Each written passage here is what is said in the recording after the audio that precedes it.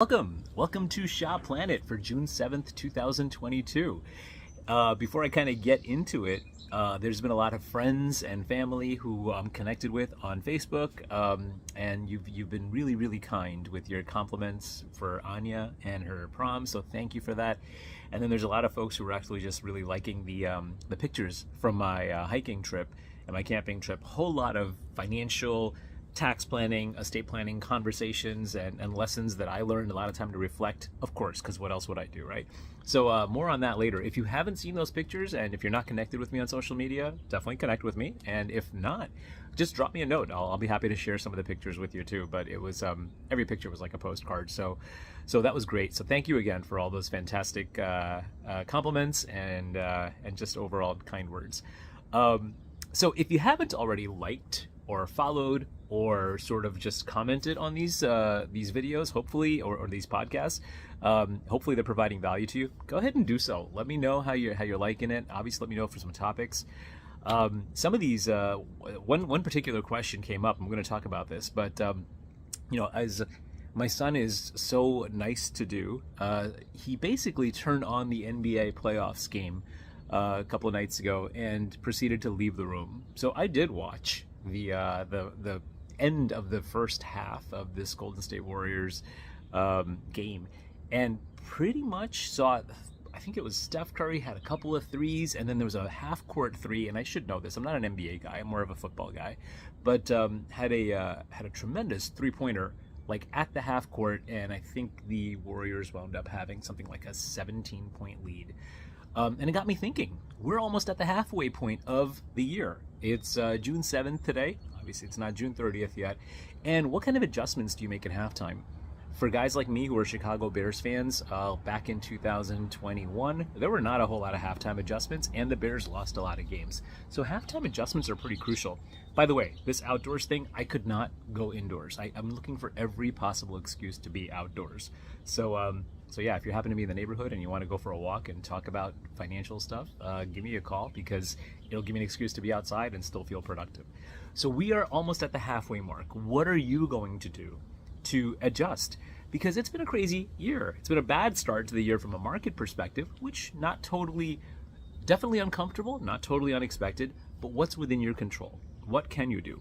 Because, yeah, I get it. Amazon stock is splitting, and Elon may buy Twitter, he might not buy Twitter. We've got inflation, we've got recessions, we've got interest rate hikes. So a couple of things that I jotted down that you might want to think about as we get to our halftime adjustments. Now, this is not a complete list, but it's definitely something that you want to at least consider. And there's going to be other things on this too. And there's really no substitute for having one-on-one conversations. But hopefully this gives you something to at least start thinking about what you might want to think about. And then obviously, just like me with working out, thinking about it is fantastic. It never seems to have the same results as actually doing stuff. So the think about it plan, fantastic. The think and then implement plan, infinitely better when you're specifically looking for results and not just having an academic conversation. We can't control the markets. We can't predict what's going to happen next, but we could take advantage of planning opportunities that are in control. So when things are low, you have the option from a tax perspective to do some tax loss harvesting. So does it make sense for you to look at the stuff that's in your portfolio? And this might not be for your IRAs and your 401ks, but for your taxable accounts or for other assets that are down in value.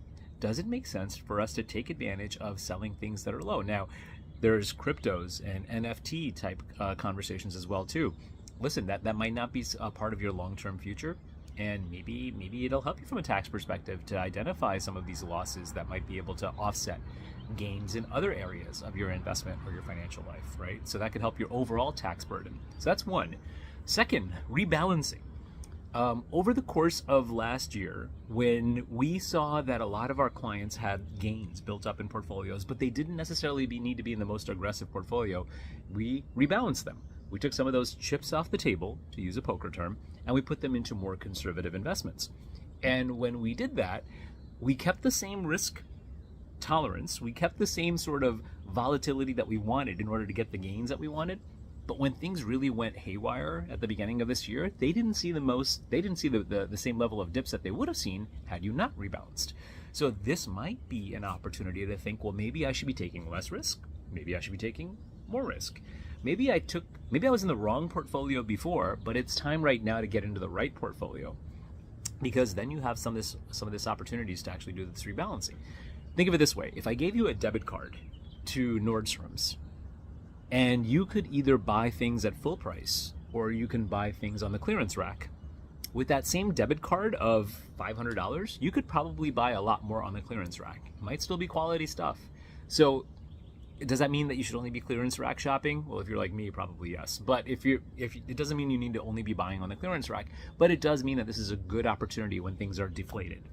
Speaking of which, when things are deflated, have a conversation about Roth conversions. Does it make sense for us to take a traditional IRA, a 401k, not in whole, maybe it's part of it, and actually move it into some sort of Roth? I've spoken extensively about this. I will probably not stop speaking extensively about this, but there are opportunities in a market like this to take what's going to be taxed as income at some point in the future and decide what your tax rate is going to be. Let's face it, it's going to be taxed at some point. You might as well choose your tax rate versus letting your tax rate choose you.